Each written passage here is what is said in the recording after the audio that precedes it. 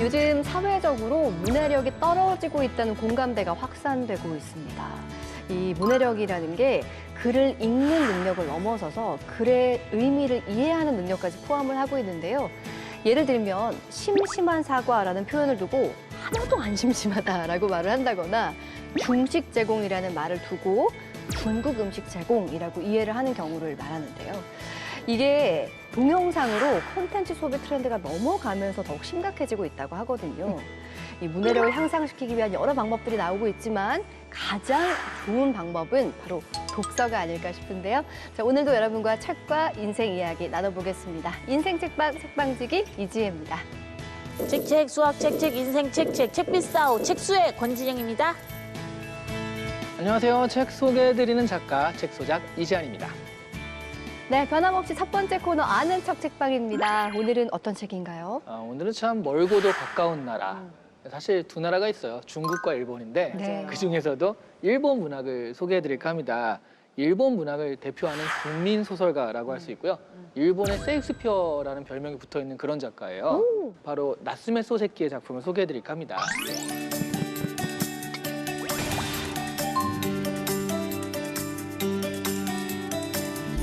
오늘 소개해드릴 거는 도련님이라는 작품이고요. 간단한 줄거리를 말씀드리면 도련님이 시골 학교에 부임을 하게 되는데 그 시골 학교는 정말 여러 가지 사람들이 모여있는 그러니까 일반 사회의 축소판 같은 곳이거든요.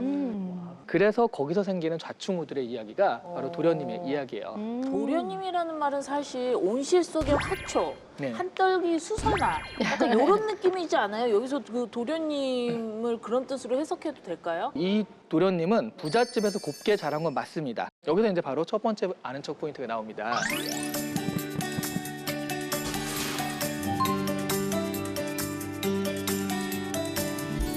세상 물정 모르는 도련님의 성장기다라고 말할 수 있어요. 그러니까 이게 기본적으로 이 도련님은 융통성이 진짜 없습니다. 어떡해. 네.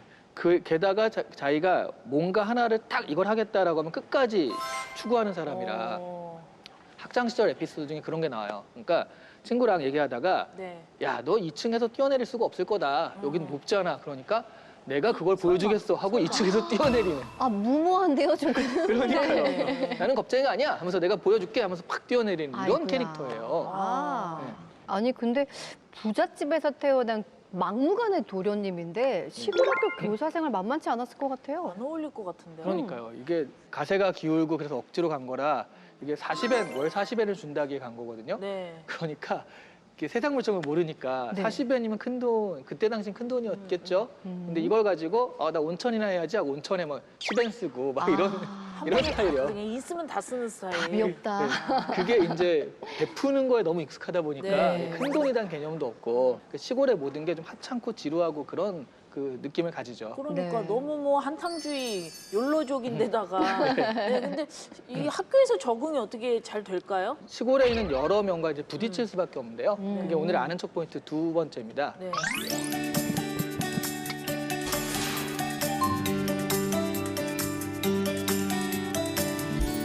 그러니까 그럼 이게 왜 유명하냐 이거죠. 융통성 없지만 사회 정의 이런 것들에 대해서 쭉 우직하게 밀고 나가는 사람이 되게 부조리한 사회랑 만나서 깨지는 이야기거든요. 그래서 학생들도 일단 도련님 이러니까 막 골탕 먹이고 그래요. 네네. 예. 또 재밌는 게 이 도련님이 학생들이 골탕을 먹이는데 절대 골탕을 먹지 않습니다. 오, 그럼 어떻게 해요? 그러니까 되게 어려운 수학 문제를 선생님 이거 뭐예요? 물어보거든요. 네. 그럼 도련이 뭐라고 하냐면 내가 이런 문제 풀 줄 알면 내가 이런 중학교에 와서 가르치겠냐? 내가 이 정도 되면 저 위에 갔지. 난 못 푼다. 뭐 이렇게 당당하게 가니까 학생들도 그런가 보다. 네. 네, 약간 이런 스타일이거든요. 기존의 교사라든가 네. 아니면 교감이라든가 그 주변의 신문사라든가 부조리한 그런 것들. 그래서 여기 별명들을 붙이거든요.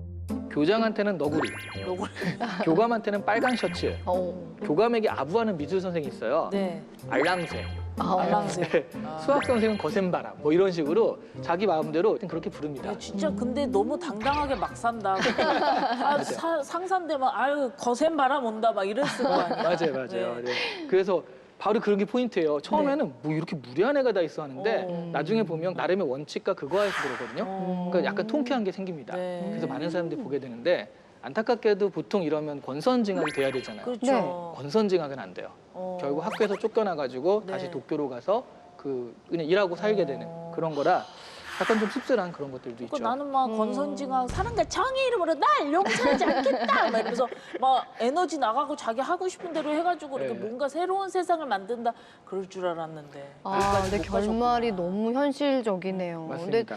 너무 슬퍼요. 그러니까 이런 소설에라도 권선징악이 이뤄졌으면 맞아. 좋겠는데 사실 현실에서도 뭔가 선한 사람이 늘 잘 되진 않고 네. 악이 늘 벌받지도 않잖아요. 그렇죠. 음. 여기서도 좀 씁쓸하긴 하지만 아주 현실적인 결말이 표현됐기 때문에 지금 현대 부조리와 그 좀 안 좋은 폐해 같은 것들을 다시 상기시켜주는 소설이다라는 얘기 듣는 거예요. 네. 일본의 세익스피어 이 소새끼님 네. 소새끼 작가 욕하는 거 아니죠? 약간 느낌이. 네. 소새끼 작가는 네. 어떤 분이신가요?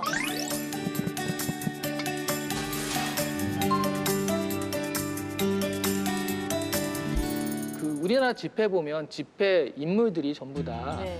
학자 아니면 정치인이잖아요. 그러네요. 다른 나라도 보면 뭐 수상이나 왕이나 정치인이거든요. 네.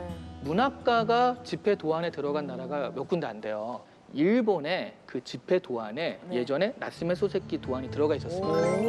2004년까지 지금 바뀌었거든요. 네. 그만큼 대단한 작가이기도 하고 한국 같은 경우는 이광수가 있겠고 그다음에 중국 같은 경우 루신, 아큐정전의 루신 같은 네. 사람은 근대 문학의 아버지라고 하잖아요. 네. 나스메 소세키가 일본의 근대 문학의 아버지다라고 얘기할 수 있습니다. 일본 문학계 한 획을 그으신 분이어가지고 네. 뭐 일본계의 셰익스피어다 이래서 난 좀 어렵고 약간 심오하고 이런 글을 쓰실 줄 알았는데 이렇게 보면 약간 좀 도련님은 유머와 해학이 있어서 읽어보고 싶은 생각이 들어요. 그러네요. 천방지축, 말썽쟁이라고 손가락질을 받기도 했지만 불의를 보면 참지 못하고 뭔가 부조리에 절대 고개를 숙이지 않는 도련님의 모습을 통해서 뭔가 배울 게 있다는 생각도 하게 됐습니다. 오늘 아는 척 책방 나스메 소세키의 도련님 만나봤습니다.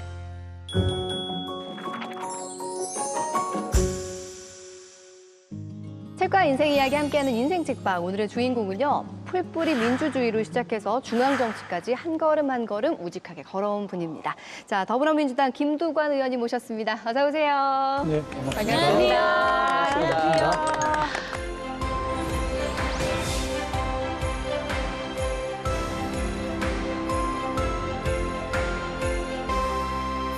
네, 의원님의 그 개인 홈페이지를 들렀다가 굉장히 재미있는 웹툰을 발견을 했습니다.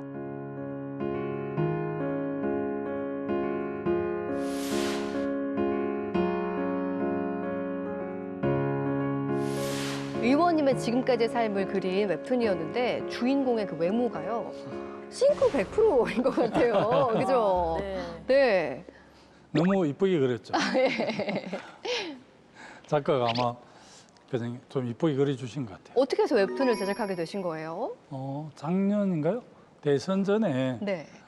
제가 이제 뭐 이렇게 경력은 좀 있는데 네. 일반 유권자라 할까 대중들이 많이 알지를 못하세요. 그래서 아마 젊은 2030 세대들을 겨냥해서 웹툰을 좀 만들면 네. 후보 인지도를 좀 높일 수 있지 않을까 이런 생각에서 반응 어때요? 반응이 그렇게 많이 뭐 읽히지는 않았는데 잘 만들었더라고요 보니까. 근데 오늘, 이건 네. 두고두고 쓸 수 있으니까. 그렇죠. 맞아요. 오늘 이후로 많은 분들이 또 찾아보실 것 같습니다. 네, 그럴 수 있죠. 네. 오늘 의원님께서 선정해주신 인생 책을 통해서 인생 이야기 함께 나눠보겠습니다. 오늘의 책은요, 바로 네. 사마이 평전입니다. 자, 어떤 내용이 담겨 있는지 함께 보고 올까요? 제갈량에 맞선 희대의 라이벌 사마이는 과연 어떤 인물인가? 사마이에 대한 새로운 해석을 담은 책 사마이 평전. 사마이는 동시대를 살았던 라이벌 제갈량의 인지도와 카리스마에 가려져 있던 인물이지만 위기에 빠진 위나라를 구해내고 70세가 넘는 나이에 최고 권력자 자리에 올랐습니다. 제갈량처럼 완벽하진 않지만 한 걸음 한 걸음 묵묵히 목표를 향해 걸어간 최적주의자 사마이. 이 책은 그동안 저평가되었던 사마이를 재조명하고 현대인의 롤모델로 삼고자 합니다. 네, 삼국지에서 뭔가 기억에 남는 인물들을 뽑으라고 하면 뭐 유비관우 정비, 조조, 뭐 제갈량 이 중에 뽑기 마련이거든요. 그렇죠. 근데 저는 이 책을 보면서 사마이가 주인공이 될 수 있구나라는 생각을 하게 되었습니다. 어떻게 인생책으로 이 책을 고르신 걸까요?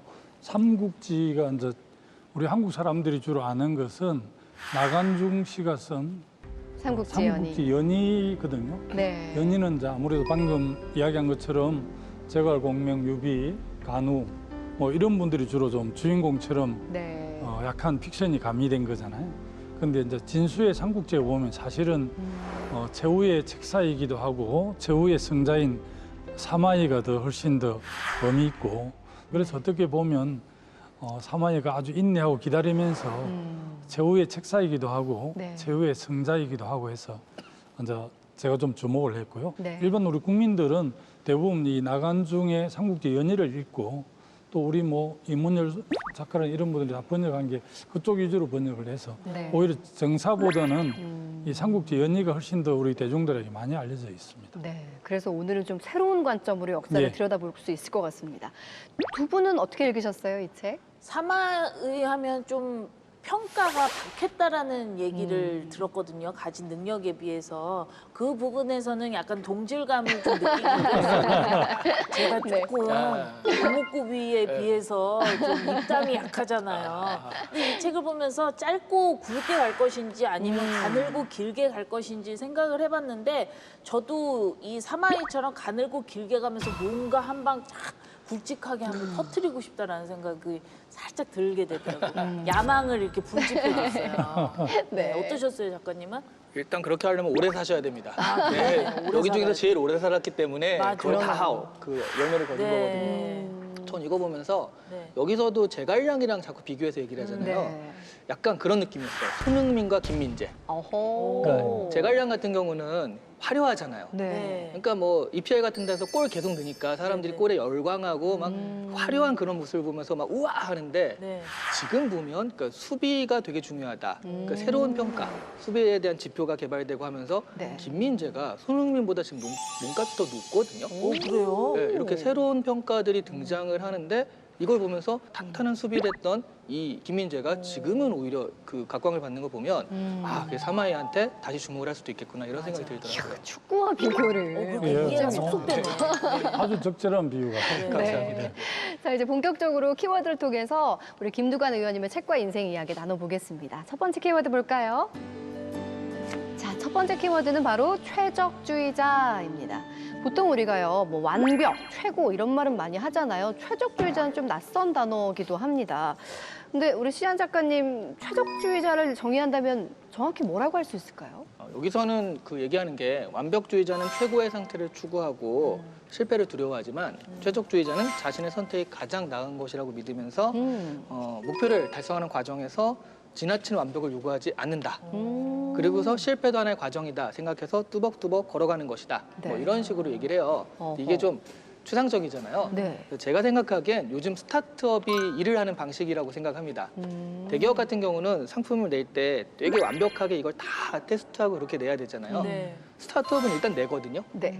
소비자의 피드백을 보고 거기에 맞춰가지고 바로바로 고쳐가면서 이 사람한테 가장 필요한 걸 공급하는 방식인데 네. 약간 여기서 얘기하는 그게 최적주의자가 그런 식으로 좀 그 비유할 수 있을 것 같더라고요. 저는 최적주의자의 정의를 들으면서 진정한 자존감이라는 생각이 들어요. 자신의 선택과 판단을 믿는다는 의미일 수도 있는 것 같고요.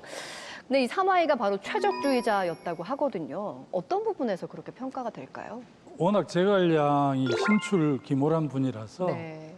제갈량에 비해서 많이 이렇게 폐마가 되기는 하는데 쭉 사마의 인생 전체를 보면 아까 오래 살았잖아요. 73세까지 살았는데 최근 이런 나이로 비교하면 100세까지 정도 산 게 아닌가 싶습니다. 그 당시 40세 전후 네. 45세 정도가 평균 연령이었으니까 배 정도를 사셨으니까 그러네요. 굉장히 이제 오래 살고 역사에서 가장 인내심이 강한 지도자 네. 또 책사가 아니었나 이렇게 평가하기도 하는데 사마이는 이미 조조 진영에 굉장히 많은 책사들이 있었고 또 끊임없이 조조가 또 견제를 하고 이렇게 했기 때문에 네.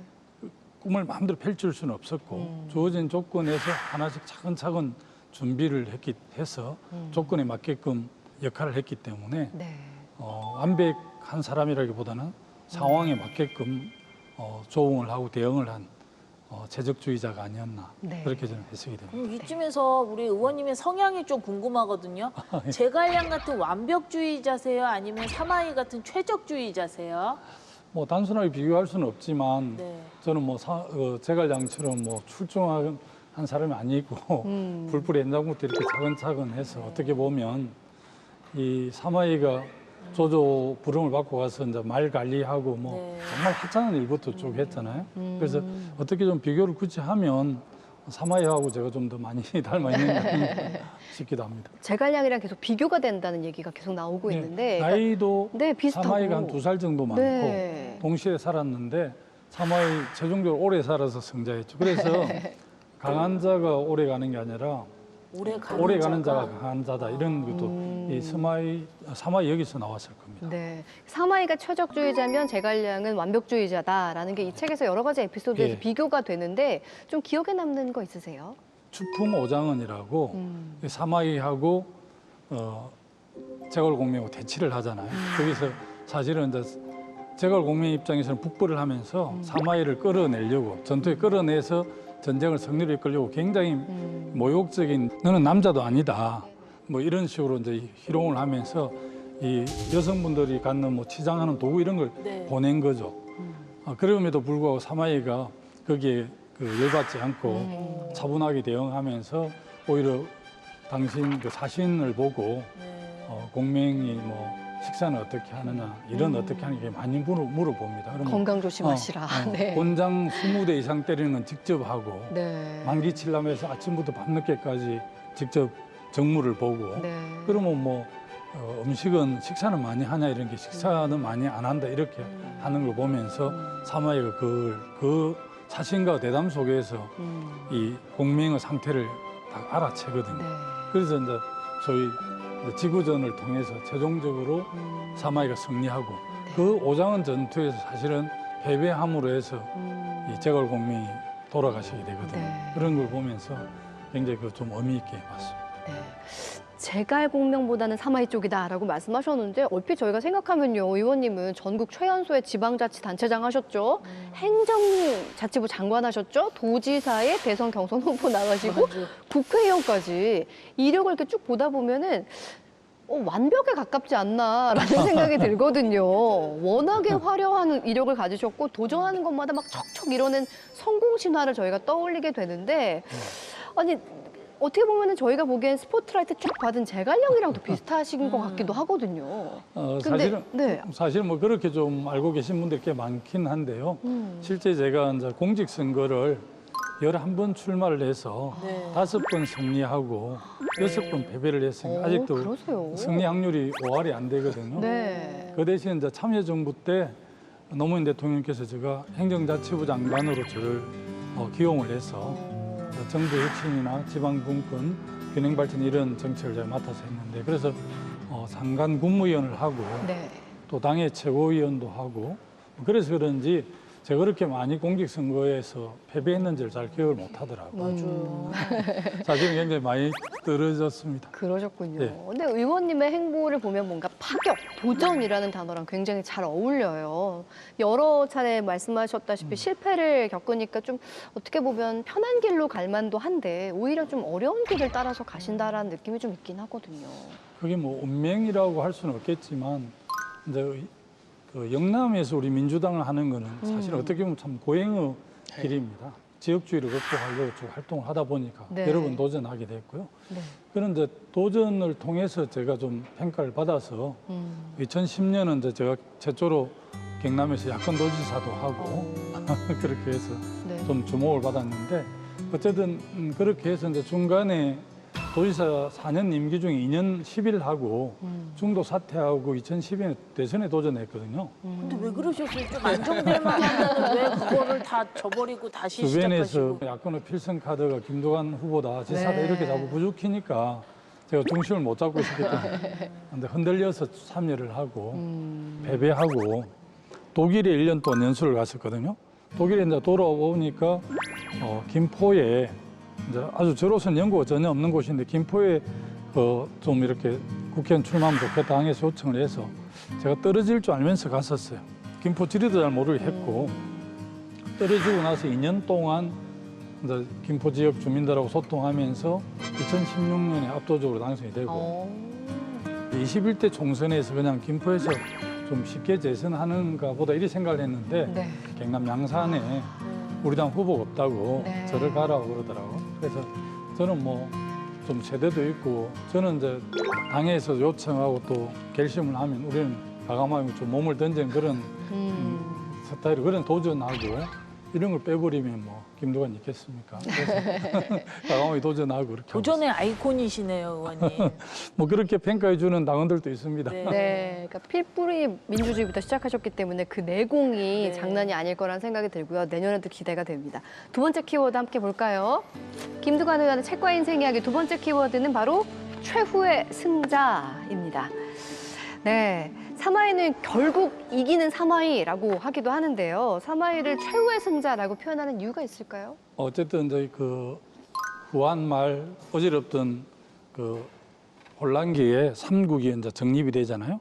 최종적으로 이 나라가 삼국 통일을 못했지만 이 나라의 대우를 이루는데 가장 훌륭한 참모로서 전략가로서 활동한 사람이 이제 사마이죠. 그래서 사마이가 조조부터 조방까지 4대를 잘 모셨고 조방이 아주 어린 나이가 국정이 안 되니까 네. 지금으로 보면 뭐 친위 쿠데타라 할까 이렇게 해서 소위 이 나라의 정권을 획득했지만 자기가 제국을 열지는 않고 그런 터전을 마련하고 최후 승자가 됐죠. 그리고 손자대 사마염이 서진 진나라를 통해서 송건 오나라, 유비의 초나라 다 천하를 통일했죠. 그래서 네. 최종적으로 삼국지에서의 승자는 조조가 아니라 사마이다. 사마이입니다.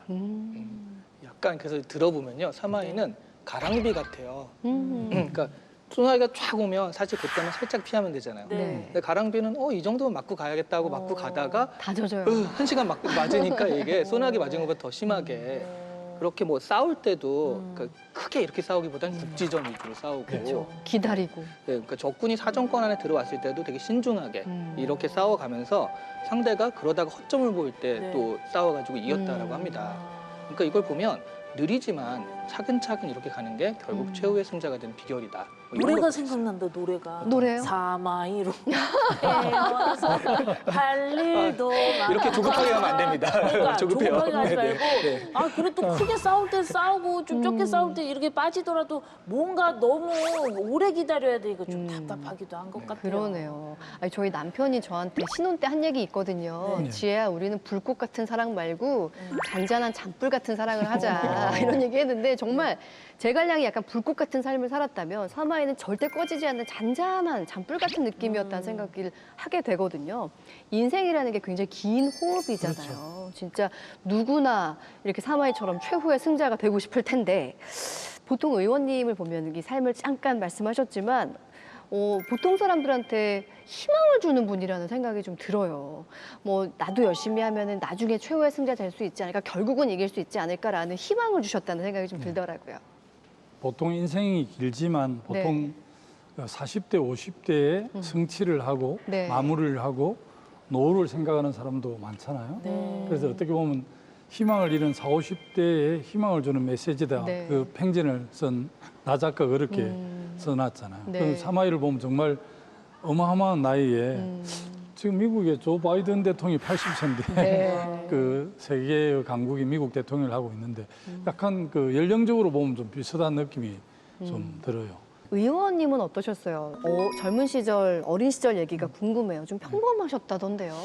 저는 뭐 대부분 대한민국 청년들이 그랬지만 이제 가난한 농민의 아들이었고 고등학교를 졸업하고 사실은 대학을 합격했는데 등록금이 없으면 못 갔어요. 그래서 3년간 농사를 짓다가 경북에 있는 전문대학을 가서 네. 전문대학 졸업하고 동아대학교 이제 3학년에 편입해서 마치고 그때는 뭐 직장을 찾기가 굉장히 수월했어요. 저희 선배들은 막 몇 군데 막 합격하고 골라서 가고 이럴 때였거든요.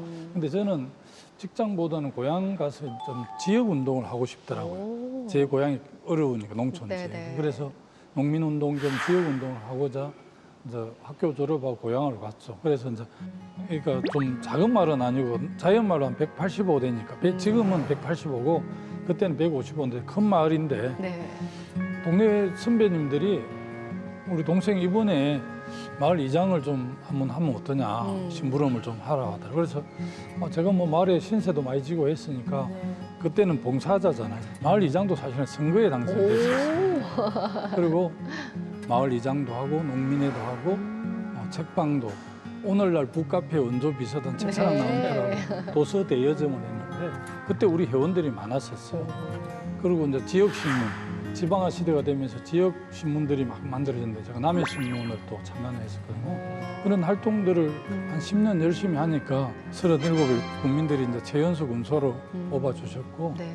그 군소에 당선된 이후에 이제 독일 마을도 만들고 민원 공개법정이라고 해서 정책을 다 군수 가장 맨장들이 했는데 그걸 다 주민들이 주요 정책을 할 수 있게끔 참여 시스템을 만들어내고 또 스포츠 단지를 만들어 야구장, 축구장을 많이 만들어서 네. 겨울철 동계 전지 훈련도 오고 그 축구 전지 훈련장을 만들면 굉장히 그 스포츠 산업하고 지역 경제하고 밀접합니다. 네. 스포츠 산업을 통한 지역 경제 활성 이런 모범들을 좀 만들어냈었거든요. 제가 네. 7년 군수를 하면서. 그래서 노무현 해수부 장관이 착 보고 있다가 내 약점은 모르고 이렇게 잘한 것만 딱 보고 저를 행자부 장관으로 발탁을 했어요. 네, 정말 한 걸음 한 걸음 우직하게 걸어오신 건데 그렇기 때문에 많은 분한테 희망을 주시죠. 요즘은 정말 개천에서 용이 날 수 없는 세상이라고 하거든요. 그래서 의원님의 어떤 정치 소명 중에 하나가 갈수록 심각해지는 사회의 어떤 불평등과 양극화 문제를 해결하는 게 정말 중요하다라고 말씀을 하셨어요. 근데 이게 정말 풀기 어려운 문제입니다. 이거 어떻게 해결할 수 있을까요? 청년들에게 희망을 주는 여러 가지 정책들을 많이 내는데 아직까지 저출산 고령화 문제라든지 양극화 문제가 해결이 안 되잖아요. 네. 저는 이제 그 사회적 상속, 부모로부터 상속도 중요하지만 사회적 상속도 참 중요하다 해서 기본자산제라고 해서 태어나는 신생 아이에게 나라에서 2천만 원 정도 신탁을 하고 20년 후에 한 5천만 원, 6천만 원 만들어서 사회 활동하는데 기본적으로 좀 쓸 수 있는 기본자산제를 좀 내놓긴 했는데 제가 후보가 안 됐으니까 정책으로 직접 연결은 되지 않았고요. 저는 어쨌든 불평등 양극화 네. 그리고 또 좀 더 크게는 기후 위기, 이 저출산 고령화 이런 문제가 가장 큰 어제라고 생각을 합니다. 그래서 네. 누가 국정을 맡든 지방 정부를 맡든 이 부분은 좀 더 예산과 사람들을 투입해서 네. 한 10년쯤 후에는 해결될 수 있도록 지금부터 해야 될 것 같은데 그러게요. 예. 어떤 가정, 어떤 부모 아래에서 태어났느냐에 따라 출발점이 달라지는 세상인데 정말 생각해 볼 만한 아니라는 생각이 좀 듭니다. 적어도 출발은 같이 하고 그 이제 노력과 능력을 차는 네. 그건 인정해야 하겠죠. 그러나 맞아요. 출발부터 그냥 원천적으로 다르면 음. 정말 우리 사회가 공동체로서의 그걸 유지하기 어렵지 않습니다. 맞습니다. 출발선에서 같이 뛰어서 열심히 달려가는 미래였으면 좋겠는데 열심히 달려가다 보니까 좀 쉬어야겠어요. 네. 쉴 타임입니다. 네. 그래. 그래서 제가 휴게소 시간을 준비했어요. 예. 휴게소 들렸다고 생각하시고 네. 지금 휴게소 음식 중에 어떤 거 드시고 싶으세요, 의원님? 저는 휴게소에 짜장면도 파나요? 짜장면 좋아하시는구나. 의원님은 짜장면이 좋다고 하셨어. 짜장면 여기 한 그릇 아이, 이렇게 감사합니다. 생각하시고 예. 제가 당연하지 게임을 준비했습니다. 의원님이 잘 들어주시고 맞다고 생각하시면 당연하지로 외쳐주시고 아니다라고 생각하시면 아니거든 이렇게 외쳐주시면 됩니다. 자, 첫 번째 질문입니다. 모두 격하게 말리는 선거가 있었지만 난 자신 있었다. 하나, 둘, 셋. 아니다. 아 진짜 아니거든요. 왜요? 아닌 걸 너무 자신 있게 말씀하시는데요. 아니다. 이러고, 후보가 되면 네. 좀 그 상황을 객관적으로 좀 보기 어려워요. 장기를 직접 두는 분은 잘 안 보이지만 그렇죠. 네. 장기판 옆에서 보는 분들은 굉장히 잘 보이잖아요. 네. 그래서 선거할 때마다 그래도 참모 이야기를 참 잘 듣는 편이거든요. 그래서 우리가 후보가 이제 정치 선거에서 후보는 바로 배우와 마찬가지예요. 그리고 감독 사인한 대로 움직여야 되는데 네. 나는 그걸 존중합니다. 나는 배우고 그분은 선거에서 참모는 감독이거든요. 네. 그래서 감독 말을 잘 따를 때 좋은 성과가 나고 그래서 제 고집대로 한 케이스도 여러 있지만 가능하면 참모들 의견을 존중해서 받아들이고 참모들 사인한 대로 하려고 합니다. 네, 알겠습니다. 다음 질문 드려볼게요. 예. 고향에서의 내 인기는 거의 아이돌급이다. 하나, 둘, 셋. 당연하지. 아, 그렇게 인기가 많으세요, 의원님? 지금 군수 출마해도 한 55% 받을 거예요. 우와. 와. 비결이 뭔가요? 비결이 뭔가요? 아니 이제 제가 군수 7년 대한민국 최연소 군수를 하면서 네. 28년 전이네요. 그 7년 동안 정말 좋은 아이디어 가지고 오는 분 다 아이디어를 사고 제가 고향 가면 덕담한다고 네. 군수님 때문에 남이 먹고 산다 이렇게 아. 할 정도로 와. 하고 지금은 나무 밑에 수목장으로 장묘 문화가 핵심이 됐거든요. 그 장묘 문화를 혁신했다고 해서 보건복지부에서 남해군에 엄청 지원도 해주고 그 굉장한 사람들 반대를 무릅쓰고 화장장도 만들고 와. 공설 공원모지도 만들어서 남해군에는 도로에 무덤이 하나도 없습니다. 그래요. 네, 남해군에 가서 한번 보세요. 없습니다. 의원님 많은 일을 하셨네요. 의원님 정말 갱남 스타일. 예. 다음 질문 드리겠습니다. 파격적인 도전을 많이 하다 보니까 주변에서는 넘어져도 다시 일어나는 오뚝이라고 많이들 하지만 넘어져서 눈물 흘린 적도 많다? 하나, 둘, 셋. 그렇죠. 당연하지? 당연하지. 네, 정말요? 의원님도 우신 적이 있으시다고요? 겉으로 눈물을 흘려보지는 않았고 네. 속으로 음. 근데 제 기억에 하자 남는 건 2008년 국회의원 선거였는데 네. 저는 그래도 학교 졸업하고 고향 와서 농어민들의 정치적 입장을 위해서 신문도 하고 농민의 활동도 하고 근익투쟁도 하고 뭐 네. 서울에 쌀값 투쟁으로도 오고 이렇게 해서 농민들 입장이 늘 섰다고 그랬는데 어제까지 저를 막 돕겠다는 분이 남의 분들이 계속 국경을 했기 때문에 하루아침에 바뀌어서 그분을 선택하는 걸 보고 그땐 굉장히 좀 가슴 아프더라고요. 많이 아팠겠어요. 너무 그랬었어요. 속상하셨군요. 아니 그렇게 눈물 흘리고 너무 서럽고 속상할 때 위로가 되는 건 뭘까요? 특별한 건 없고 그냥 뭐 제가 좀 뚝심 있는 정치인이라 평가를 받듯이 또 잘 딛고 일어섰어요. 나는 선거에서 패배를 했는데 막 2, 3일도 안 돼서 뭐 아무 일도 없었던 사람처럼 막 돌아다니고 술 마시는 사람도 나는 좋게 생각 안 하지만 또 떨어졌다고 한 달이고 두 달이고 그냥 두 번 분출하고 친구들 전화도 끊고 이런 사람 별로 안 좋아하거든요. 패배하면 당연히 뭐 패배에 대한 평가나 진단들 해서 돌아봐야 되죠. 그렇게 지나면 다시 들고 일어서서 새로운 희망을 준비하는 게 맞지. 그냥 패배에 대해서 아무 생각 없는 사람도 그렇지만 그 패배에 너무 패배주의자가 되는 것도 저는 잘 동의가 안 되더라고요. 마지막 질문 드릴게요, 의원님. 나는 정치권의 숨은 우량주다? 하나, 둘, 셋. 그렇다. 당연하지. 아, 당연하지. 네, 그렇게 생각하십니까, 의원님? 예. 남이야 어떻게 생각하든 나는 네. 그렇게 생각해요. 아, 좋습니다. 네. 지금까지 우리 김두관 의원님의 솔직한 당연하지 게임이었습니다. 네, 잘 봤습니다. 우리 김두관 의원님의 책과 인생 이야기 함께 나누고 있습니다. 마지막 키워드 볼까요? 자, 이장과 군수라는 키워드입니다. 어디서 많이 들어본 것 같지 않으세요? 영화 예. 제목이기도 네네. 하거든요. 근데 의원님이 29살에 어촌의 작은 시골 마을에 이장을 하셨다고 합니다. 29살이면 약간 청년회장을 네. 해야 될 때가 아닌가 싶은데 20대 청년이 이장을 한다? 굉장한 이슈였을 것 같아요, 아니, 당시에. 그 당시는 좀 이슈였고 지금은 네. 이장 통장 중에 아주 젊은 분들이 많아요. 오. 전국에 한 9만 7천 명 정도 되거든요. 네. 이 통이. 네. 그래서 지금은 많은데 제가 약 30년 전에 했으니까 30년쯤 됐네. 2007년에 그 이장과 군수라는 영화가 만들어졌거든요. 차승원 씨랑 유해진 예, 씨가 나오는 네. 이장과 군수라는 영화가 나왔는데 거기 실제 예, 인물이라면서요? 그래서 예, 시사에 제가 초대를 받아갔었거든요. 오. 나는 2007년이었습니다. 네네. 시사에 그때는 내가 행자부 장관 마친 이후라서 그 당시까지는 이제 이장 출신 군수가 유일하게 저였고요. 그리고 실제 그 영화를 보니까 제 이야기가 너무 많이 들어있더라고요. 오. 그래서 제가 실제 모델이라고 그러더라고요. 거기 유해진 씨랑 차승원 씨 중에 네. 누가 의원님의 모델인가요? 아니 저는 뭐 이장도 하고 저 군수도 했기 때문에 그런데 더 재밌는 것은 그 영화를 보면 유해진 씨가 군수로 나오잖아요. 군수를 하면서 네. 뇌물 사건이 있잖아요. 그래가 굉장히 곤란했는데 네. 보통은 이제 군수가 인사권도 있고 인허가권도 있기 때문에 굉장히 업자들이 유혹을 많이 하세요.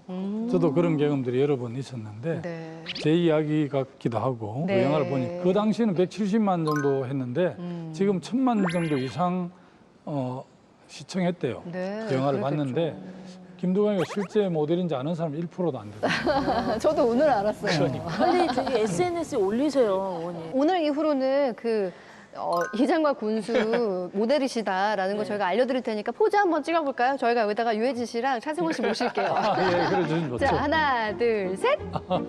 이장갑 군수의 실제 인물이십니다. 네.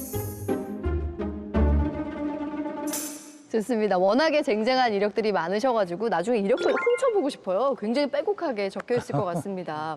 근데 그 수많은 이력 중에서 보니까 절대 빼놓고 싶지 않은 가장 자랑스러운 이력이 바로 섬마을 이장이다라고 말씀을 예. 하셨더라고요. 어떤 예. 점에서 그러세요?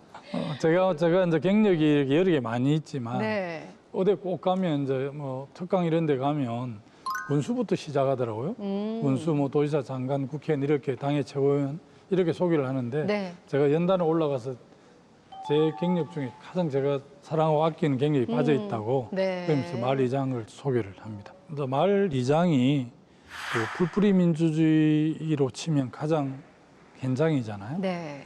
그리고 저는 마을 이장 할 때 뭐 나중에 군수를 하겠다, 국회의원을 하겠다 이런 생각을 하지는 않았지만 언젠가는 좀 공적인 역할들 하겠다 이런 마음가짐은 있었는데 근데 어쨌든 기초가 이렇게 마을 주민이잖아요. 네. 풀뿌리 민주주의 때문에 풀뿌리 민주주의의 뭐 소통 책임자라 할까, 행정 책임자라 할까 이런 자리가 지금도 그렇습니다. 든든하시겠어요. 나도 이제 고향에 가면 네. 늘 마을 이장님한테 신고도 하고 소주도 한잔 하고 하는데 몇 개월 전에 고향 가서 지금 새 마을 우리 남해군 고현면 이어리 마을 이장이 교장 출신이 하고 교장선생님 출신이 하고 있는데 네. 마을 잘 이끌어 달라고 소주 한잔 하고 왔죠. 얼마 전에. 네. 오늘 의원님께서 선정해 주신 인생책을 통해서 함께 이야기를 나눠봤습니다. 인생책으로 사마의 평전을 뽑아주셨는데 이 책을 통해서 어떤 메시지를 전하고 싶으실까요?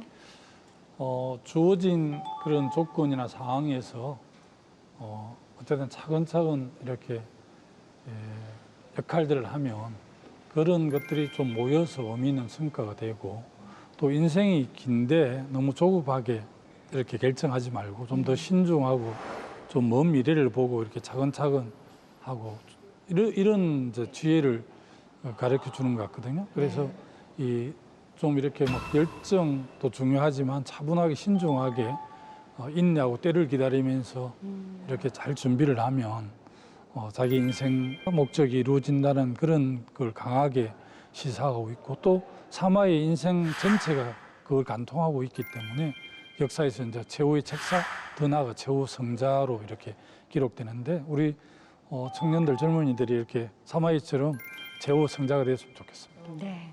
진영 씨 오늘 의원님 만나본 소감 어떠셨어요? 저 오늘 의원님 만나니까 이태리 타올이 생각이 나요. 오. 다 때가 있다. 네.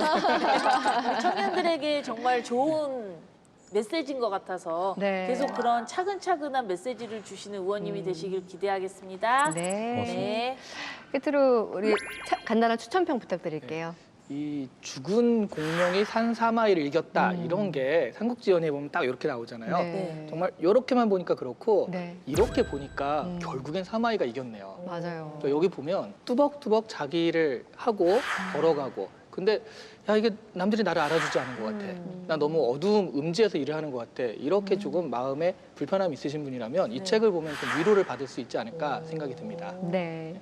의원님 오늘 마지막으로 시청자 여러분께 한 말씀 해주세요. 인생 책방을 통해서 저도 사마이의 역사적 평가를 새롭게 좀 볼 수 있어서 참 의미 있고요. 앞으로 책을 자주 읽어야 되지만 책을 자주 접할 수 없을 때 인생 책방을 통해서 위대한 책을 좀 접하고 싶습니다. 네, 오늘 고맙습니다. 의원님이 쓰신 저서 중에서 꽃길은 없었다라는 책이 굉장히 인상 깊더라고요. 오늘 말씀 나눠보니까 의원님의 또박또박 걸어오는 인생 그 모든 길이 다 꽃길은 아니었지만 그 길의 끝에는 늘 희망이 있었다는 것에서 미소를 남기게 됩니다. 자, 지금까지 우리 더불어민주당 김두관 의원님과 함께했습니다. 함께해 주셔서 고맙습니다. 감사합니다. 고맙습니다. 감사합니다.